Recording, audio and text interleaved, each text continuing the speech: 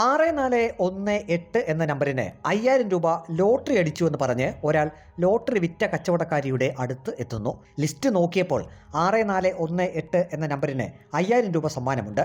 Lottery വാങ്ങി കച്ചവടക്കാരി ആകെ കയ്യിലുണ്ടായിരുന്ന 2000 രൂപ നൽകി. ബാക്കി 3000 രൂപ ഇല്ലെന്ന് കച്ചവടക്കാരി പറഞ്ഞപ്പോൾ സമ്മാനമടിച്ചയാൾ 3000 രൂപയുടെ ലോട്ടറി വാങ്ങി മടങ്ങിപ്പോയി. പത്തനംതിട്ട കോന്നി ലോട്ടറി ഏജൻസിയിലെത്തി കച്ചവടക്കാരി ബീന ടിക്കറ്റ് പരിശോധിച്ചപ്പോൾ 5418 എന്ന നമ്പറിലുള്ള ടിക്കറ്റ് 6418 എന്ന് തിരുത്തിയതാണെന്ന് മനസ്സിലായി. 3000 രൂപയുടെ ടിക്കറ്റ് കൊടുത്തതിൽ 3 ടിക്കറ്റിന് 5000 രൂപ വീതം സമ്മാനവും അടിച്ചിരുന്നു. ആറന്മുള പോലീസ് സ്റ്റേഷനിലെ പോലീസുകാരനെന്ന് പരിചയപ്പെടുത്തിയാണ് വന്നയാൾ തട്ടിപ്പ് നടത്തിയതെന്ന് കോന്നി വകയാർ സ്വദേശിനി ബീന പറഞ്ഞു.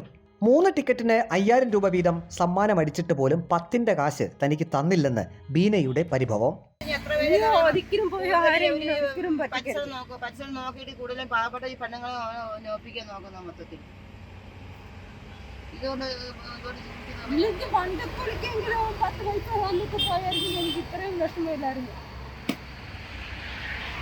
സത്യം പറഞ്ഞാൽ ഇന്നലെ നടു റോഡിൽ വലിയ കരയായിരുന്നു. എൻ്റെ കുഞ്ഞുങ്ങൾ പറഞ്ഞു അമ്മ കരയണ്ട. ഈ മാസം 16-നാണ് സംഭവം നടന്നത്. ഹെൽമറ്റ് വയ്ക്കാതെ ബൈക്കിലാണ് തട്ടിപ്പുകാരൻ വന്നത്. സമീപത്തെ CCTV ദൃശ്യങ്ങൾ പരിശോധിക്കാൻ പോലും പോലീസ് തയ്യാറായില്ലെന്ന് ബീന പറയുന്നു.